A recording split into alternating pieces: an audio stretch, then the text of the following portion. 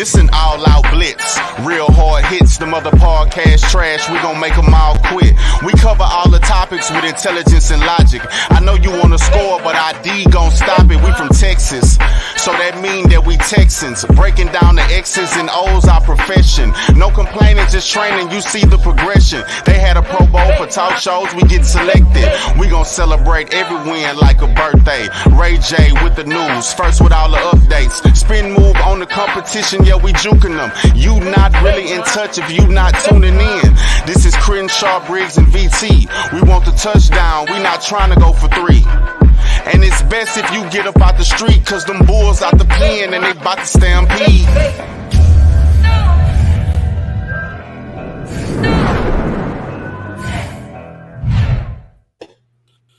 Hey everyone, and welcome to the Texans Fan Battle Podcast. I'm your host tonight, Matthew Briggs, and always I got my amazing trio. First off, let's start off with Mr. VT. What's going on, guys? It's the Brown Chubby Bear, aka VT. And as always with me, I got my A1 since day one, Mr. Crenshaw. What do you do?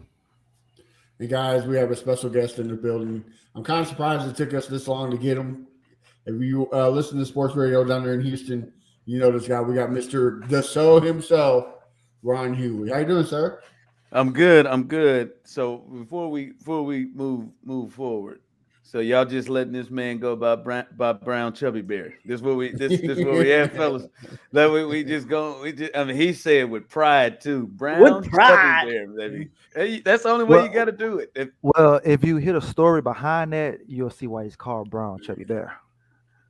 There's a story behind it. He has a great story behind it. Go ahead, VT. You want to hear all right, I'll say the quick story. So this was based on, there's a show called Scrubs.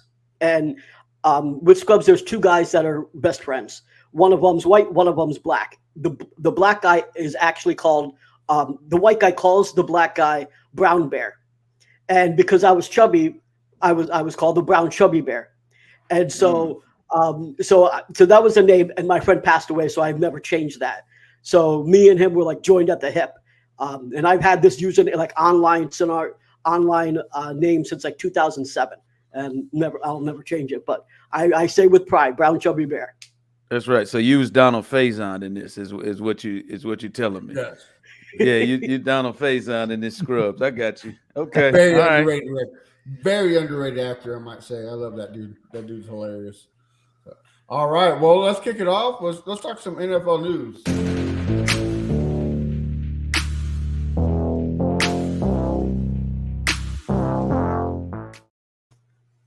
All right, well, Adam Schefter announced today that there was no trade value or trade talks with the 49ers about Trey Lance, that Brock Purdy is QB1 and Sam Darnold is QB2.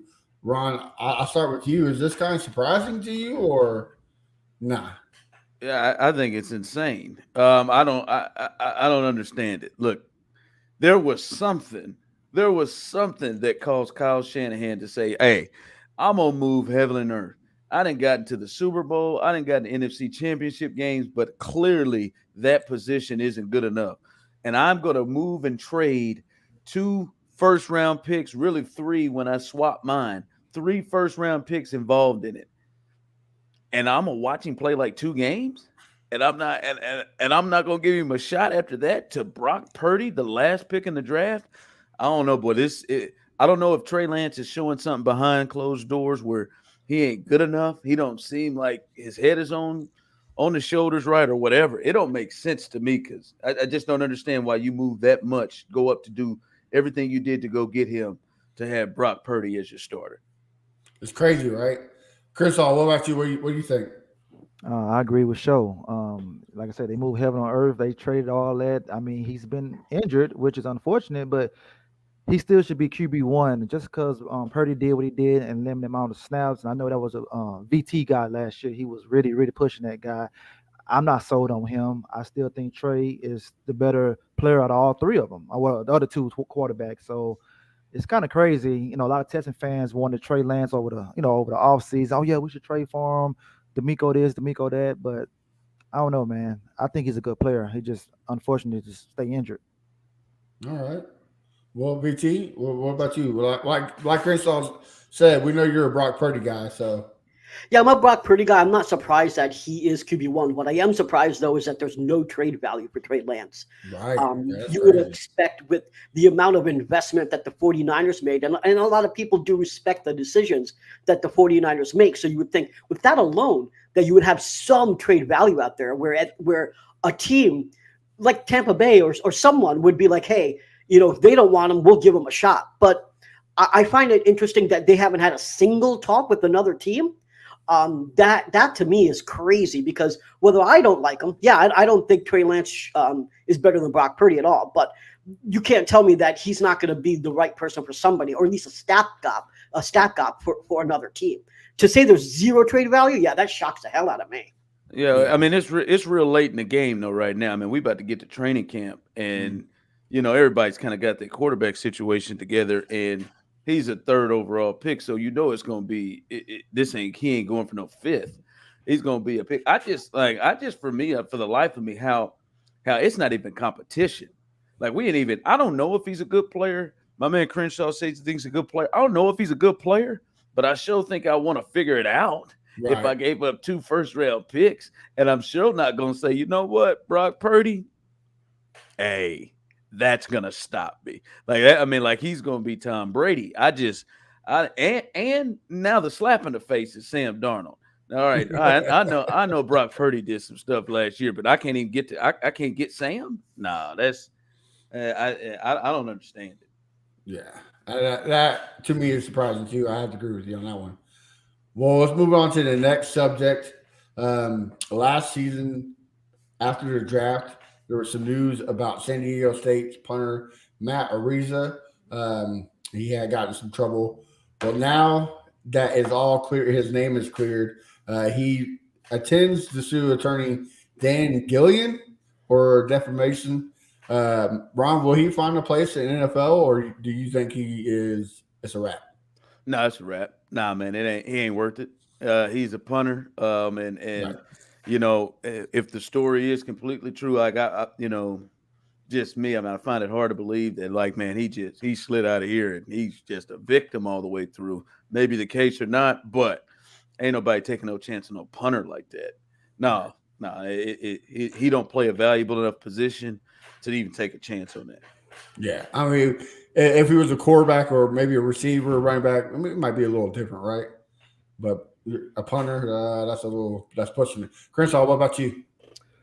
I'm gonna say this right here. He is just like how I like my steaks. He's well done. Yeah, he's done. BT? Yeah, unfortunately, I agree that he's done, but this is why I think that his lawsuit has merit, because defamation, you got to show damages, and he can clearly show damages because he can say what he would have gotten throughout his career. So I think he definitely has a case here. I think he's gonna walk away with a decent amount of money, depending on how much, how far did this go? They're gonna go after the attorney. How rich is that attorney? They're probably gonna go after that woman as well. But yeah, unfortunately, through no fault of his own, really, because everything was consensual. He lost his entire career, and you're right. He's a punter. He didn't do anything wrong necessarily, but who is going to take that flack and that bad PR to have a punter? Like, that's just not going to happen. So he's done, but hopefully he walks out with a couple million at the very least. Yeah, for sure. Well, going from one troubled guy to another, Tyreek Hill reported yesterday hit in North Miami Beach, hit an employee at a marina, hit supposedly him in the back. I've heard reports that the guy's not pressing charges. We don't know yet. Ron, is he going to miss some time or? Yeah, he's interesting. We want to also just come out and just say thank goodness it was a man this time that he'd like to put his hands on. Yeah. Not a woman or a child, I'm kidding when I say thank goodness, but I don't know. He's interesting because to me, really, it's not that big. This isn't a big thing, but for Tyreek and in this vein, nothing's not a big thing, right? He came into the league with issues. He had the situation I covered every day with the issues with his son, that he was accused of, and the situation with the previous woman who he had the incident with. So anything that is violent or anything like that, he's not just a regular person, because he does come in with a history. So I don't think they'll do anything. It's been a while since he's had any issues. I don't think they'll do anything, but I mean, you can't rule anything out. He is not just somebody who just all of a sudden for the first time got into it with somebody and just say, oh man, he got into it. This is a normal thing. We can see it happen. No, he's got a history. Right. All right. BT? Yeah, it's because of his history that this matters. Because for most people, what they said, it seems like, is that he got into a little bit of an argument with somebody and he hit him in the back of the head. Now, we don't have the details about hard, but I'm going to imagine, it was a dude and he hit him in the back of the head. Doesn't sound like the dude went down, broke any teeth when he fell or anything. So it seems like it's a minor, a minor thing. But yeah, because of his history, this matters. I don't think he's going to, as of the way it looks right now, I don't think he's going to miss any time or anything. I don't think it looks big enough for him to do that. Yes, he's a multiple offender, but what he did in the past with his kid and, when he was pregnant girlfriend and stuff like that, that's way different from what it seems like this is. I think this pretty much goes away for the most part. All right, Crenshaw. Yeah, I agree with VT and Show on it. I guess the only thing, if maybe we get footage of it comes out, maybe they might make it look worse, but I think it's going to give a guy season tickets, slap on the wrist, and that's it. Yeah, because whatever happened to that guy that Devontae Adams put his hands on? You never heard anything? Did they say he got money. Yeah. He got a little action. Yeah. See, I think that's probably what's going to happen. Like, here you go, guy. My bad. Here you go. Here's something for your pain. But who knows, man? It's the NFL. Anything can happen, right? They done some stuff for a lot less. So who knows? Well, guys, let's go on to what we're here about, and that's the Texans. You ride with me, you can slide with me if you feel like 550 on the 5 stick. You can get high with me. That's a deal, right? Ride with me if you ride. All right. Well, first off, let's talk to you about a hot topic right now. Colin Cowherd has came on his show and said that C.J. Stroud will be nowhere near Dak Prescott's level because he did not face the same adversity as Dak. Paul Gallant and Cole Thompson both Twitter clapped him on Twitter, along with some others. Ron, I'll start with you. You're in that line of work. What do you think of this? Is he speaking out of his ass, or is this what do you think? I don't think he's speaking out of his ass. Now, he doesn't know. I mean, if it's strictly on the Dak Prescott thing, like, man, hey, if C.J. Stroud's going to be Dak Prescott, that's not the worst thing in the world. I mean, Dak Prescott is a guy that is consistently in the playoffs and gives his chance somewhat of a team to win, his team a chance somewhat of a way to win. Now, you got to build a lot more around him, but I mean, there are a lot of guys that have been drafted in the first round that wasn't Dak Prescott, a guy that got a second contract.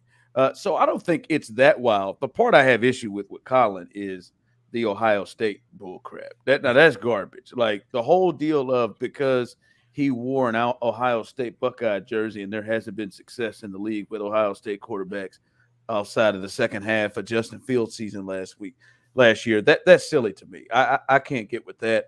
I can even understand if you say Ryan Day stuff. But hell, there are quarterbacks in the 1970s that play for Ohio State. What the hell does that have to do with him? But the Dak thing, I don't think that's crazy to say. You know what? I look at C.J. Stroud, and if you had to make me guess, would he be good as Dak Prescott? I think Texans fans hope he better. He should. You hope he does. Where you drafted him, he should be. But I don't think it's crazy to say that, all right, man, I don't know if he's going to be as good as Dak because Dak is a good quarterback in the league. Especially his rookie year, right? I mean, Dak's rookie year is probably arguably one of his best years. So, I mean, if we get the same production out of CJ Dak did his rookie year, I'll be okay with it. I mean, that helps us with what 6, 7 games easily. So I mean, I'm down with that. BT, what about you? So I think that he started out with a little bit of a point and then completely failed to land the plane. And I think that's honestly, he's just lazy. And let me explain. So he went off by saying that the reason why Dak was able to be successful is because he dealt with adversity. Him being a late round pick and then was able to go to a situation in Dallas where they weren't picking first or second overall when they got him. So they were a better squad. You know, they had a solid defense, had weapons around him, had a decent coach already set up. Well, not a rookie coach, etc. That part, like that all makes sense. That's actually logical and factual. But he went on to say that CJ Stroud has never dealt with adversity. Now, I know that CJ Stroud had a top O-line. He had some of the best wide receivers in college. But the guy didn't have his father around him. His father was in jail. He was almost homeless. JSN's father and parents had to go out and buy him stuff so he could continue to play. To say this guy did not deal with that adversity is ridiculous. Now let's focus back on Ohio State football. Quinn Ewers was going to take his job. There was a lot of other people that they brought in to take his job, and he won it every single time. That's not adversity. So in his personal life, in his football life, in his lifestyle at home, he's been through adversity. I understand he's been in a great situation at Ohio State, but I feel like he could have taken 30 seconds and just researched this before he opened his mouth, and he would have made a much better point. A shout out to Paul Gallant and Cole Thompson for setting him in his place. I don't know if you saw those tweets, but they were definitely on CJ's back because they were right. Like, how do you just completely avoid the fact that the adversity that he had to deal with was way more than anything that Dak had to deal with when it comes to actual personal life? Like, that's just lazy reporting, if you ask me. Way lazy. Kershaw, I see you over there about kind of like licking your chops. You got something to say? Well, what's your thoughts on it? No, it just when VT was talking about the fathers and all that. That just basically my whole entire hood where I came from. So that happens all the time right there. But I mean, Colin, Colin being Colin, a lot of the shit he said was right because Ohio State quarterbacks haven't been good in the league. So hopefully Coleridge, CJ, for those don't know his real name, be the outlier here, and show that, hey, I'm gonna be the guy to set the tone. That's the reason why last year me and VT had a debate about CJ and Bryce Young. And I wanted Bryce Young because of that. He'll face adversity. He faced better teams, but everybody was afraid of his size. But I was like, well, shit, his size is small, but no pause. His size is small, but I feel like he know he's gonna come in day one and command everything. But we got CJ now, so I'm okay with that. But it just, like I say, Colin being Colin, like I said, I don't really see nothing he said was wrong. I think he was right about most of the stuff. Maybe 90% of the stuff. That might be a hot take right there. Yeah, I love the passion from you, VT, but I think we want to separate some things here, right? Like if we're talking about off the field adversity, I don't think that's what Colin was talking about. I think Colin is talking about that dude was at Mississippi State, and he was the one dragging that team. In his senior year, his last year there, they drug that team where they were a top 10 team in the middle, pretty deep into that season. He didn't have any other extra NFL skill position guys or other guys that are in the league that can help him compared to, yes, he had a battle with Quinn Ewers, or however the hell you say that cat's name, who's about to lose his job to Little Manning. But he had a battle with him. But, I mean, he's been the quarterback for 2 years with a team that's had a great offensive line, that's had the best wide receivers in college football, as we're seeing them sprinkled all over the league. Since that LSU Joe Burrow team, we hadn't seen that amount of receivers on one team. And he gets to the league, and it's Davis Mills in his way. He's going to get the job. He's the number 2 overall pick. He don't got to fight and really battle for his job.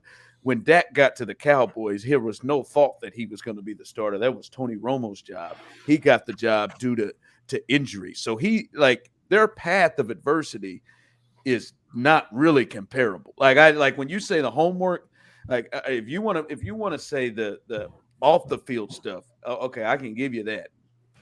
Although Dak will then chime in and say, I've been dealing with my mother who had cancer and who passed away on me. That's a different set of adversity as well. Right. Not to say anything different there. But anyway, to go to on the field, like their paths to the NFL were completely different than what they dealt with in college. And I think that's what Colin is talking about there in terms of adversity.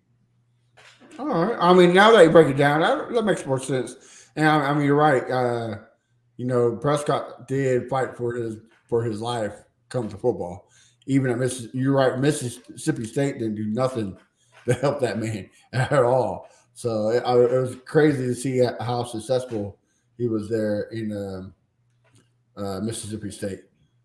And also getting drafted to Dallas, that's a lot of adversity because if you don't show up there, they're going to boo the hell out of you. And once Romo got hurt, he came in, they went on that run. I think the guy didn't throw an interception for like 7-8 games. He had a wonderful rookie year. So I like that. I think top 10 quarterback, man. I like him.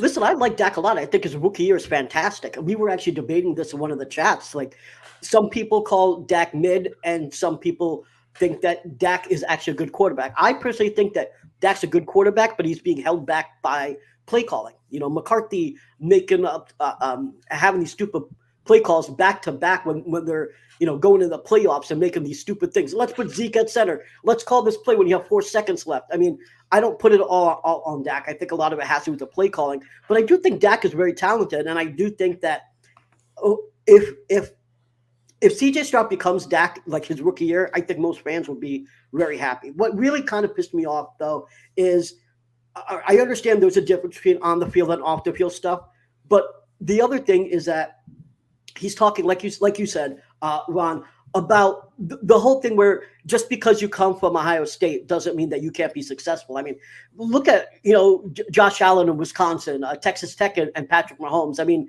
if we go down the list, you can see how many quarterbacks you would never think that, good quarterbacks don't come from here. And you've got 2 of the top quarterbacks coming from schools that no one ever thought that would ever make it in the league, let alone be a top 5 quarterback. So I think that overall, whether it's you could say that, yeah, he wanted to separate the on-field with the off-field stuff, but even just talking about the way you're looking at schools, that's lazy. You evaluate quarterbacks for who they are, because once you're on a team, you play the schedule you play with the line and the receivers that you have, right? You can't say just because this dude is from this school, he's either going to be successful or failure. That to me is lazy. Yeah, but like you said, Ohio State has all the best talent in that conference out of Michigan. So you can say that. And then why don't you say that about Joe Burrow? But Joe Burrow, he didn't play a snap there in Ohio State though. No, I'm talking about Joe Burrow when he had all the receivers, right? He had but he was an SEC though. I'm simply saying that if you are going to call out CJ for having an awesome roster, you got to say the same thing about Joe Burrow, and no one does. You only call it Ohio State. I mean, not you personally, but people only call Ohio State over and over and over again. It's just because they haven't had a successful quarterback yet. And another thing too, Patrick Mahomes, he went to Kansas City. Andy Reid, great offensive mind. Your boy went to Buffalo. What's the coach in New York right now? Who's Brian Daboll? Yeah. So CJ's here. He got a rookie coach defense. Then he got a rookie OC. We don't know nothing about this guy, so of course you're gonna say that. Now, if we had Andy Reid here with CJ, I don't think Colin would say the things he said, because for a fact, this guy's going to be good. Ron, what are you thinking? No, I just for me, and that's why I started off the statement that the Ohio State portion. When anyone brings that up, that is not one that I can roll with. I understand Ryan. The thought behind is Ryan Day's offense is he has such control of the offense that he's making so many calls for quarterbacks that they don't have to do a whole lot. That's one thing, but they even move it past Ryan Day, and they move it through John Cooper in the 90s and other guys and when Woody Hayes and stuff like that. They move it to that, and that is silly to me. Like, to your point, Crenshaw, Patrick Mahomes, I watch him every day. I don't give a damn if he went to the Bengals, if he went to the Jets. to the Lions, that dude was going to be good. Now we can't say that. We can't say listen, that. I'm not going to say Andy had play a big part of it. I'm just saying that they wouldn't have, because before Mahomes, there were no successful Big 12 quarterbacks. It wasn't just Texas Tech; it was Big 12 quarterbacks. He would have broken that mold. But yeah, I am more in line of, hey, let's let like certain dudes just have it and don't have it, and let's judge them by that. Yeah, I mean, you can pick any school as just an anomaly, right? Like not every player that plays for a certain school is going to be a good quarterback. It just doesn't happen like that. It's very rare. All right, so moving on. Some love for Derek Stingley this offseason. DB coach says he's gotten way bigger paws, but has not lost no speed. And Antonio Cromartie says he loves Sting, doesn't get the love he should get. Ron, are you hearing the same thing? Is Stingley looking like the quarterback we were hoping for? Hey, look, he looks the part. All right, I've gotten a chance to see him a little bit out at off-season workouts, and he looks good, man. He looks good, and they need him to be. The big thing with him is just health, is the injury situation. That's right. The big thing with him. Now, I'm not going to sit here and say, like, hey, if he's healthy, look out. I don't know. I mean, I don't know. I was one, and I won't, pat myself on the back, but I was one that I believed more in the Sauce Gardner, and I thought he could work in any kind of defense. And then we got to see what he did as a first-team All-Pro this year as a rookie. I'm not certain. I'm not going to sit here and say if he's healthy, he's going to match that. But if he's healthy, he has every single tool that you need. And one thing that I think he's gotten too much of a pass on is he's got way too much blame to me towards Lovie Smith, right? I honestly, I don't think Lovie put him in the best possible positions. I don't think that. But, hey, dog, you got his skill and talent. At some point, you got to make a play. Like, you got to do, like, you have to do something to show me, like, all right, man, I might not be in the right position all the time, but I'll go out and make a play. And it's just rarely did he ever even show up, like you notice he was out there, that he made his presence felt. And I don't just attribute that all to the type of defense that Lovie put together. So I think he's got all the tools, but I think he's riding a little bit on Lovie Smith, this, Lovie Smith, that. I want to see this dude make plays because he's got that kind of ability. All right. BT? So I slightly disagree with you there. I think that he definitely has all the tools. I think that, yes, health has been his biggest issue. What I'm very happy with is he took that seriously and decided that he needed to put on weight, and he looks a lot bigger. Yeah, pause. But he looks gigantic. His legs, his arms, his upper body, he worked on it. He definitely was in there working on to make sure that he was playing all 17 games. That's what I'm going to be happy with, first of all. Secondly, I do got to blame Lovie Smith. I think a lot of people look at the fact that he had he gave up 12 and a half yards per reception, basically per play. And a lot of it had to do with, cover two. When your assignment is to be in a certain area and they just say, okay, we'll just go up the seam. There's no one there. And you don't have any sort of mic that can cover at all. So you had no pressure really from the front seven. You had no real mic to speak of. All those yards get put on you. And so, if you look at the box score, and it all gets attributed to him. They kind of did a lot of the same stuff to Petrie too, by the way. But the point is that the front seven did not help the secondary. And so both Petrie and Singletary got hate when the hate was not deserved. Derek Stingley, I think, is going to have a pretty good season if he can stay healthy. And when I say pretty good, I think he's going to have a good 4 or 5 picks. And I think that, I don't know if he'll give up a touchdown. And I think he will be on par with Sauce. The biggest thing, in my opinion, was that there was no pass rush and there was a system that he was not used to, right? Let me ask you something, BT. You think if Sauce Gardner played in this system last year, it would look the same way? You think he would not make his presence felt? You wouldn't see him make some sort of plays in some way. You watch how physical he is. You think his season goes the exact same way that Derek Stingley was, like just being crippled by the coach? I mean, Sauce Gardner played almost 50% man. Derek Stingley played in about 10%. That alone just boxes you in on what you're able to do. So, yeah, I think if Sauce came here, he would have played more games, so he had a better season overall. But, yeah, he would not have looked the way he looked like in New York at all. And that's definitively because of Lovie Smith. Fair. But I guess we have different opinions of when I watch Derek Stingley, like I can think of like two plays. Yeah, the Colts game in 9 weeks. He made a really good pick against Trevor Lawrence, and really Trevor kind of gave it to him, but he was there and he kind of read his eyes. Like I could think of a couple, like one or two plays that jump out where I'm like, hey, that dude made that red zone stance against the Colts where he had like this Alex Pierce sat down. That was hot. But outside of that, right. Outside of that, man, like go watch that Denver game. Man, he was playing some man.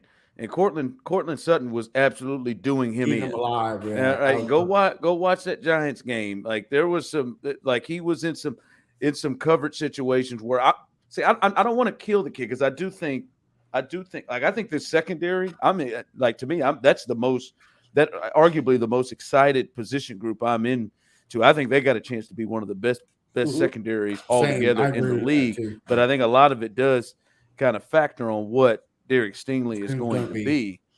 And he's got, like, as I said, man, I agree with you. Lovie did not put him in the best positions possible.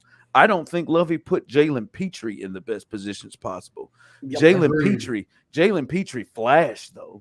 Jalen Petrie made plays, though. Jalen Petrie, you can remember and recall things that he did.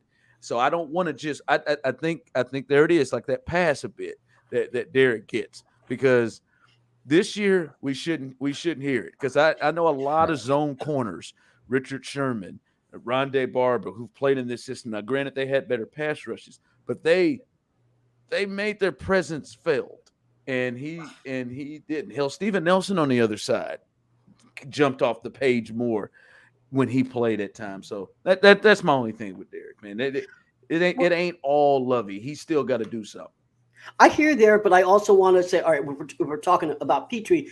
If you notice or remember, when Petrie started going off, when they moved him off a strong safety to free safety, that move is what made him succeed. They were playing him wrong too. They just actually ended up changing where they played him so he could actually stand out. They didn't do that with Stingley. And you're right. Stingley should have probably played better in zone. Like one of the things that I said early on is, all right, I know he's playing a lot of zone, but perhaps this is it's a throwaway season anyway, so let him get his reps in and get better at zone, because no one's going to play man 100% of the time anyway. So you got to get your zone reps in.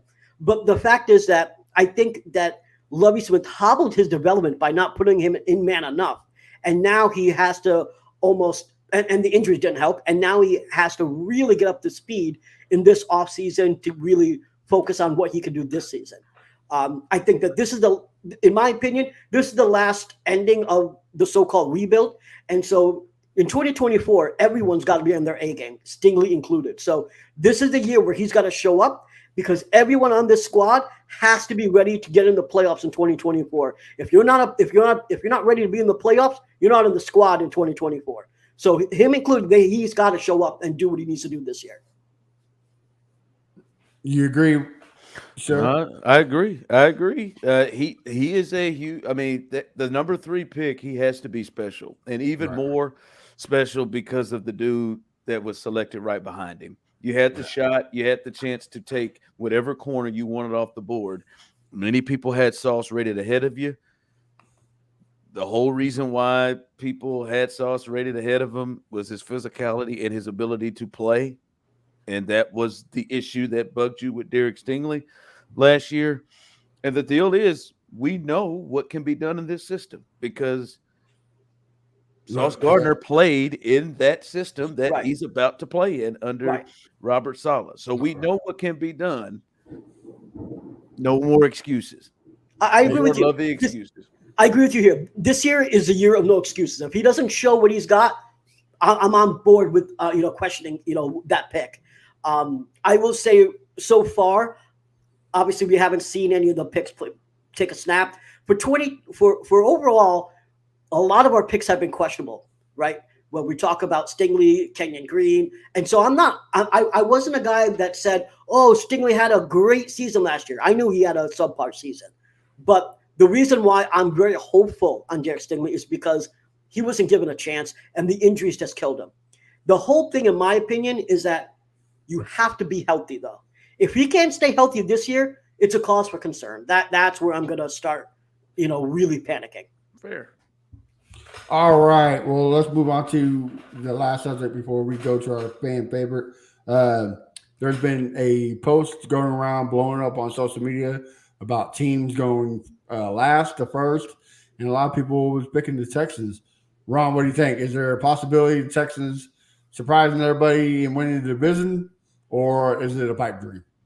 Oh, I think it's a pipe dream all day long. I really like Jacksonville. I think Jacksonville is a real team. I don't think they're a true Super Bowl contender yet. I think they're a year away. But that's a squad. They got a good coach, a Super Bowl winning coach. We saw how Trevor moved into what he did last year. So for me, it is hard for me to get the first or the last to first situation because of Jacksonville being in their division. But everything else, I think the Texans, it is completely in play that they compete with the other teams in their division. And with their schedule, the way it looks right now, you feel like it should be. But, I mean, we got to start being honest about where this crew is. I think there's some really good potential upgrades. I think the offensive line has a chance if Kenyon Green can be anywhere close to where you think he can be. I like their chances. I think I am really high on Dameon Pierce.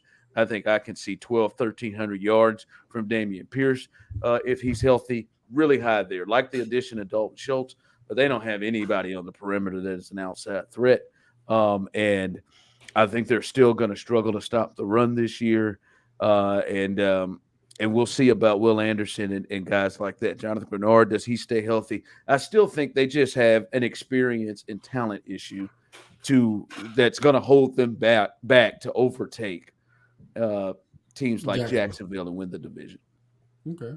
Right. I mean, this is for, a team that needs to be better, not now, but a year or two down the road.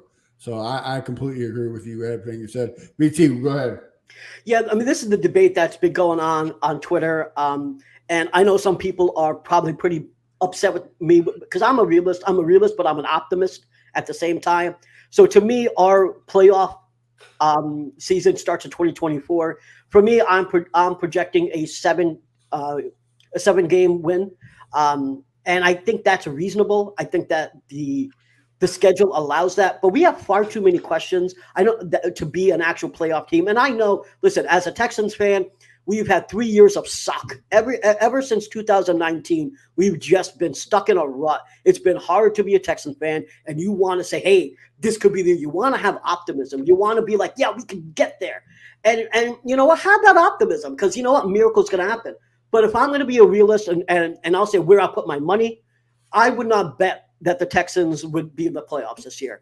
It's not that we had a bad draft this year. It's that we have a lot of questions. Kenyon Green had a horrible season last year. He is injured now. Is he going to be ready to play? Who knows? Scruggs, he is a rookie. So you're going to have – I'm going to call Kenyon Green a second-year rookie because I don't know what else to call him. He had one of the worst rookie left guard seasons that I can remember in the past decade or more. Like, he was just horrible. So you're going to have two people on that line that aren't going to be up to speed right away. And we know that Stroud struggles when he's pressured, right? So he has a 72% completion rate when the pocket's clean. When he faces pressure, it drops to 42%. And he's also a rookie quarterback learning a new scheme in the NFL. That doesn't paint a very happy picture to me. So I see some struggles there. And Bobby Slowick is a rookie offensive coordinator, so he's going to struggle. And then D'Amico Ryans is a rookie head coach, so he's going to struggle. I mean, the whole thing is that there is lots of inexperience. On the defensive side, you're right about the interior of the D-line. How are you going to stop that run? Sheldon Rankins can't do everything by himself. Will Anderson's going to help, but stopping that run is going to be critical. And I still think that we have to get a premium D tackle. I think you do that in the draft or you do that in next free agency. I don't think there's anyone left right now to handle that. So I think that's going to be an issue. I think we're going to have a top 5 secondary, though. I'm saying that right now. I would actually put money on it, saying that we could have a top 5 secondary with Steven Nelson, Jalen Petrie, with Derek Stingley. I think Shaquille Griffin comes out if he's healthy. You've got Desmond King making plays out there, Jimmy Ward. That secondary, you're right, Ron, when you said that secondary is going to be strong. My worry is about the O-line. I know that we extended Tunsil. We extended Sheldon, Shaq Mason, Titus Howard. We will probably extend Titus Howard. But the interior of that line last year is what made the 24th ranked O-line. Our bookends were great. It was that interior that was horrible. We get up like 47 pressures. No, way more than that. But we gave up ungodly amount of pressures in the interior. And I fear that might happen again because of Kenyon Green and Juice Scruggs. So long story short is we have lots and lots of questions. That doesn't mean we're not going to be a better team to look at. We're going to move the ball. We're not going to be second to last in third down conversions. We're going to run the ball too. So we're going to be a fun team to watch. We're going to win a decent more games than last year, but we're not a playoff team yet. 2024, yeah, we're coming for that ass, Jaguars. This is your last year. 2024, we're coming for you. Yeah, we're coming for that ass, huh? No, man, you just look at the AFC East stuff. If you just bring it down, if someone disagrees, you look at the AFC East. I don't think that the Texans are better than any of those teams: the Bills, the Dolphins, the Jets, or the Patriots. And I think one of them are going to add DeAndre Hopkins, and maybe one of them may add Dalvin Cook. In the North, I don't think you're better than Baltimore, Cincinnati, Pittsburgh, or the Browns. And if just being honest with those groups, I mean, that's 8 teams right there. We haven't even gotten to the Chiefs and the Chargers. So you look at that, you're just not there yet. But it doesn't mean like you're improved. You're not going to improve. No one's going to lose their jobs if the Texans don't make the playoffs. Somebody may lose their job. They win 3 games again. But nobody's going to lose their job at the Texans. It's about improving and getting better. Now, the part that is annoying for Texans fans, and I can hear the passion from you, I like to call him BCB. I can hear the passion from you, is the rebuild should have been faster than this. We shouldn't 3 years into after Bill O'Brien is fired that, now this is the year that we are trying to get the pump up year before the playoffs, right? It shouldn't be 4 years after that we're talking playoffs. And that's the problem with what they did the first 2 years in the rebuild. Yeah, I totally agree with that. 110% wise words. All right. Well, one more section before we bounce out of here. This is a fan favorite where we get to ask you some questions, Ron. You cool with that? Oh, man, let's do it. All right.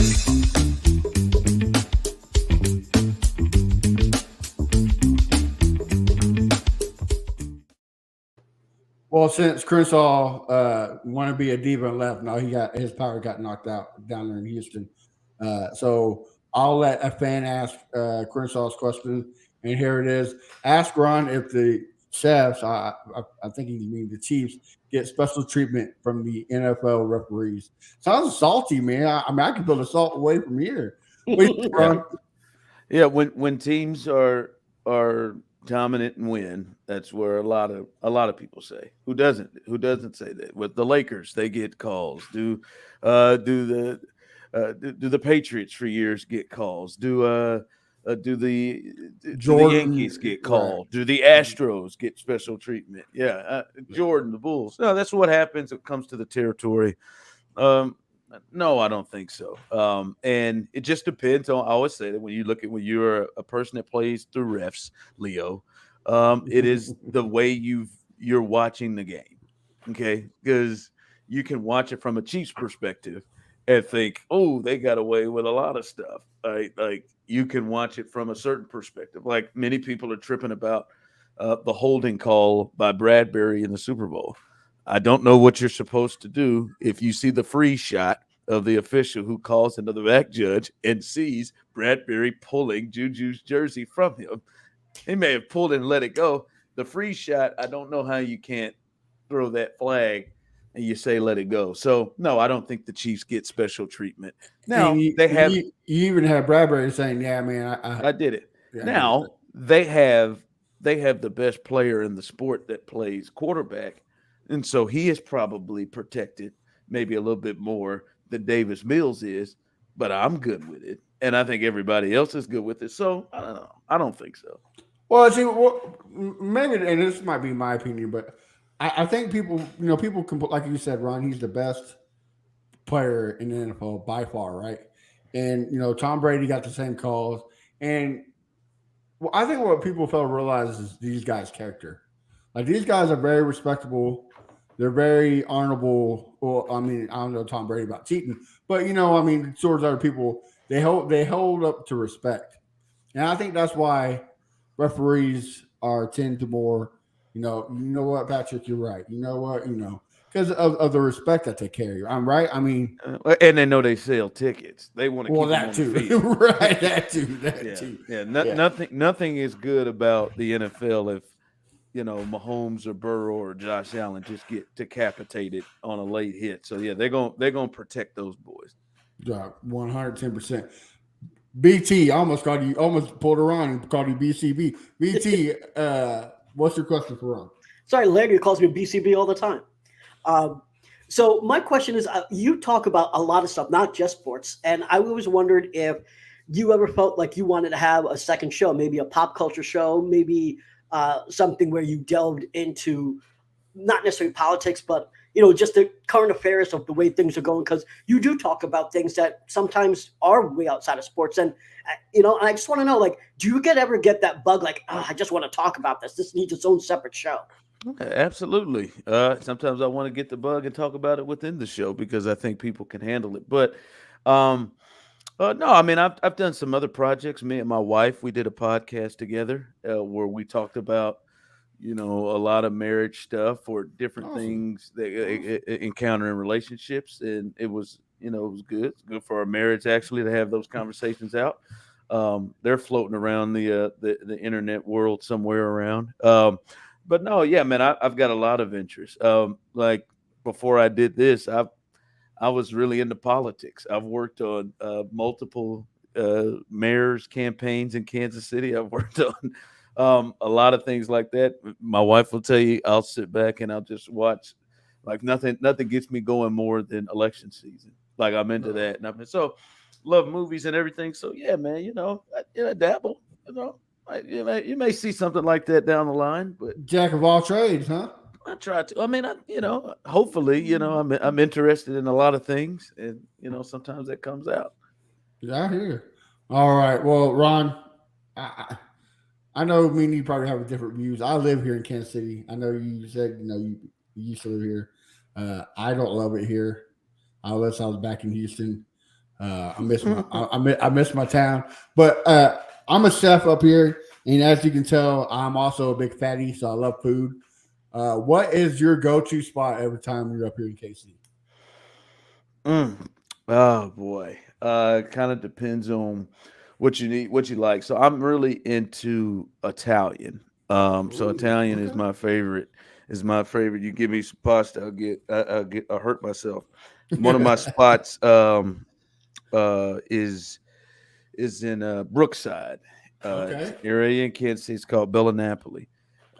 Pretty authentic. Been there, yes, sir. Fantastic. And, it is a spot of mine that I really like. My favorite barbecue spot there, LC's. I'm an LC's barbecue dude. Wow. By the crib where I grew up. But Bella Napoli, it's a spot. I'm coming there Saturday. Actually, I'll be there next week. So All right. I Well, figure, hey, if you got some time, you're more welcome to come up here to Gardner, Kansas, a little outside of KC. in Gardner, I got you. Yeah. I run a Blazers restaurant. I'll get your meal for free. I'll cook you some food, man. Don't mess with me now. Don't mess with me on some free now. I got you, bro. I got you. You come up here, I'll feed you. I'm not as good as them, but I'll feed you. You know what I mean? So, BT, you got any more questions for Ron? I just have a quick one. I ask this question a lot. If you are going to work out and you want to get hyped up, what's the first song on your playlist?